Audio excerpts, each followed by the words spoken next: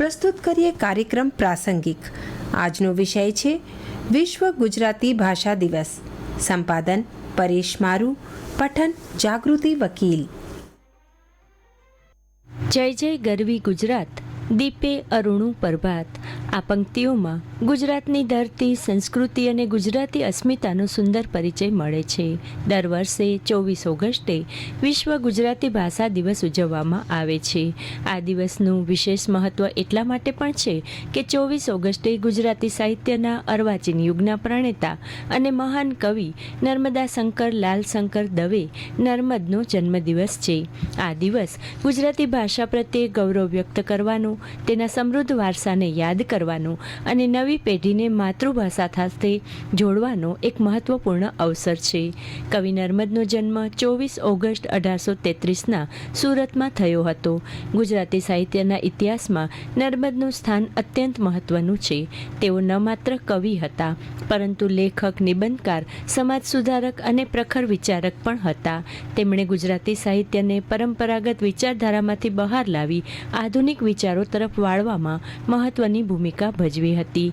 તેમણે પોતાના સાહિત્ય દ્વારા સમાજમાં જાગૃતિ, સ્વાભિમાન, સમાનતા અને સુધારણાનો સંદેશ આપ્યો હતો। નર્મદનું ગુજરાતી ભાષા માટેનું યોગદાન અવિસ્મરણીય છે। તે ગુજરાતી ભાષાનો વિશાળ શબ્દકોશ તૈયાર કર્યો, જેને નર્મકોશ તરીકે ઓળખવામાં આવે છે। ગુજરાતી શબ્દ ભંડોળને વ્યવસ્થિત રીતે એકત્ર કરીને તેમણે ભાષાના વિકાસ માટે ઐતિહાસિક કાર્ય કર્યું। તેમનું આત્મકથાત્મક પુસ્તક મારી હકીકત પણ ગુજરાતી સાહિત્યમાં વિશેષ સ્થાન ધરાવે છે। પોતાની જાત અને પોતાના જીવન વિશે નિખાલસપણે લખવાની તેમની હિંમત તેના વ્યક્તિત્વની વિશેષતા છે।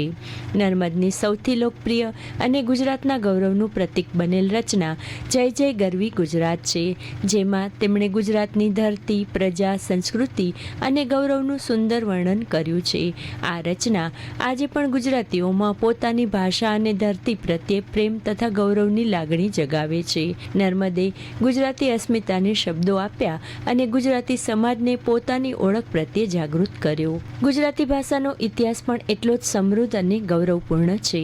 આજના ડિજિટલ યુગમાં ગુજરાતી ભાષા સામે નવા પડકારો પણ છે અને નવી તકો પણ છે। અંગ્રેજી સહિતની અન્ય ભાષાઓનો ઉપયોગ શિક્ષણ, વ્યવસાય અને ટેકનોલોજીના ક્ષેત્રમાં આગળ વધી રહ્યો છે। ટેકનોલોજીના યુગમાં ગુજરાતી ભાષા પાછળ ન રહે, પરંતુ નવી ટેકનોલોજી સાથે આગળ વધે તે માટે યુવાનોની ભૂમિકા મહત્વની છે। ગુજરાતી ભાષાની વિશેષતા તેની સરળતા, મીઠાશ અને અભિવ્યક્તિની શક્તિમાં રહેલી છે। વિશ્વ ગુજરાતી ભાષા દિવસની ઉજવણીનો મુખ્ય હેતુ નવી પેઢીને ગુજરાતી ભાષા સાથે જોડવાનો છે। આજના ડિજિટલ યુગમાં અંગ્રેજી સહિતની અનેક ભાષાઓનો ઉપયોગ વધી રહ્યો છે। શિક્ષણ, વ્યવસાય અને ટેકનોલોજીના ક્ષેત્રોમાં અંગ્રેજીનું મહત્વ સ્વાભાવિક રીતે વધ્યું છે, પરંતુ તેના કારણે માતૃભાષાથી દૂર થવું યોગ્ય નથી। માતૃભાષા વ્યક્તિના વિચારો, લાગણીઓ અને સંસ્કારો સાથે ઊંડાણપૂર્વક જોડાયેલી છે। વિશ્વ ગુજરાતી ભાષા દિવસની ઉજવણી શાળા, કોલેજો અને વિવિધ સંસ્થાઓમાં ગુજરાતી નિબંધ, વક્તૃત્વ, કાવ્ય પઠન, વાર્તા લેખન, નાટ્ય પ્રસ્તુતિ અને પુસ્તક પ્રદર્શન જેવા કાર્યક્રમો દ્વારા કરવામાં આવે છે। પરંતુ આ દિવસ માત્ર એક દિવસની ઉજવણી પૂરતો સીમિત ન રહે તે જરૂરી છે। ભાષાને જીવંત રાખવા માટે રોજિંદા જીવનમાં તેનો ઉપયોગ કરવો જોઈએ। ગુજરાતી ભાષાનું સંવર્ધન માત્ર સરકાર કે સાહિત્યકારોની જવાબદારી નથી। દરેક ગુજરાતી વ્યક્તિ તેની જાળવણી અને વિકાસમાં યોગદાન આપી શકે। ગુજરાતી ભાષા આપણું ગૌરવ, આપણી ઓળખ અને આપણી સંસ્કૃતિનો અમૂલ્ય વારસો છે। 24 ઓગસ્ટનો દિવસ એ દિવસે ગુજરાતી બોલવા, વાંચવા, લખવા અને વિકાસ માટે સતત પ્રયત્ન કરવાનો સંકલ્પ દિવસ છે। તો જ વિશ્વ ગુજરાતી ભાષા દિવસની સાચી ઉજવણી કહી શકાય। આપ સાંભળી રહ્યા હતા પ્રાસંગિક, વિષય વિશ્વ ગુજરાતી ભાષા દિવસ।